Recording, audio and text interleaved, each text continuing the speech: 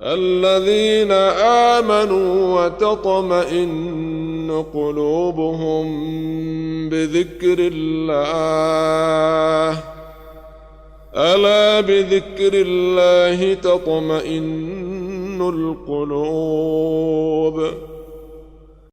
بسم الله الرحمن الرحيم. الحمد لله رب العالمين، وصلى الله وسلم وبارك على عبده ورسوله الأمين نبينا محمد وعلى آله وصحبه أجمعين. أما بعد, dear brothers and sisters in Islam, Assalamu alaikum wa rahmatullahi wa barakatuh. Among the things that the Prophet alayhi salatu wasalam used to make dua when in times of grief or anxiety, when in times of things worrying him, he used to say alayhi salatu wassalam this beautiful dua. اللهم إني أعوذ بك من الهم والحزن والعجز والكسل والبخل والجبن وضلع الدين وغلبة الرجال. O Allah, I take refuge in you from anxiety and sorrow, al-ham wal-huzn. In another translation, al-ham is what's coming in the future. So this is what worries you. Al-huzn is the grief that already over something that has passed. Also, he used to seek refuge in Allah Azza wa Jal from weakness and laziness. And maybe this is not the appropriate translation, because he used to seek refuge in Allah from al-ajz wal-kasal. Al-ajz, incapacity, inability. Kasal is laziness. So al-ajz is when I want to do something, but I'm incapacitated, I'm unable to do this. I do not have the ability, but I want to. Laziness is the other way around. I do have the ability, but I have no interest in that. And also, the Prophet used to seek refuge in Allah from miserliness and cowardice. And of course, not being able to give in the cause of Allah and to be afraid from executing the religion of Allah Azza wa Jal is a deficiency. And he used to seek refuge in Allah from the burden of debts and from being overpowered by men. And debts, things that worry you day and night, and it's a burden that you carry over your shoulder until you can pay them off. And also to be overpowered by men when you cannot do anything, but they collaborate upon you.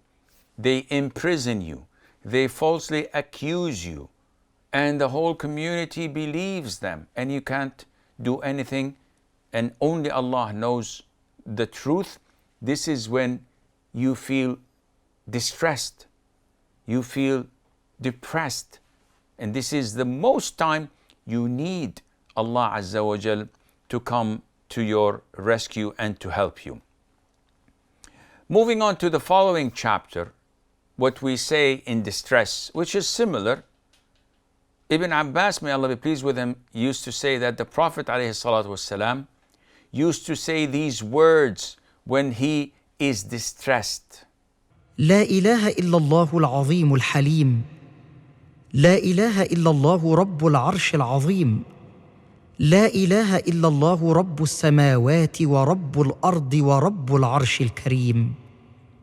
None has the right to be worshipped except you. Now imagine a person under great amount of distress, being oppressed, being wronged, being falsely accused, and feeling helpless. What to do? You have no other choice but to turn to Allah. Listen to these beautiful words. The Prophet used to say, alayhi salatu wasalam, La ilaha illallah al-azim al-halim. None has the right to be worshipped except Allah, the Supreme, the most forbearing. None has the right to be worshipped except Allah, Lord of the magnificent throne. None has the right to be worshipped except Allah, Lord of the heavens, Lord of the earth, and Lord of the noble throne. Come on, what am I doing? I'm in distress. I'm in deep depression. I don't know what to do. I feel helpless. Well, by saying these words and acknowledging that your Lord is Allah the Almighty, who's praised by such attributes, who's glorified by such description, throws a lot of tranquility in your heart, a lot of peace. As long as I acknowledge that Allah is controlling everything in this universe, I'm in good hands. Exactly as I believe that after the darkness of the night, dawn will break. This is how I feel whenever there is a calamity, whenever I'm in the midst of tribulations. I know that there will come an end to this, and Allah Azza wa Jal would take care of me. And this is why the Prophet ﷺ used to also ask Allah Azza wa Jal to say, he used to ask Allah Azza wa Jal by saying this beautiful dua. اللهم رحمتك أرجو فلا تكلني إلى نفسي طرفة عين وأصلح لي شأني كله لا إله إلا أنت. O Allah, it is your mercy that I hope for. Allahumma rahmataka arju. It is your mercy that I hope for, so do not leave me in charge of my affairs, even for a blink of an eye, and rectify for me all of my affairs. None has the right to be worshipped except you. This hadith we've already explained in hadith number 88. So I will not reinvent the wheel and repeat my explanation again, but these beautiful words expand your chest, fills it up with tranquility and peace, and throws away whatever distress or depression or anxiety or worries you have in them.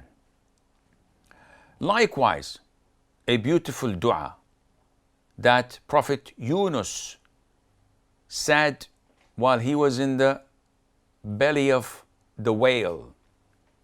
Everybody knows this dua. لا إله إلا أنت سبحانك إني كنت من الظالمين. None has the right to be worshipped except you. How perfect you are, or praise or glory be to you.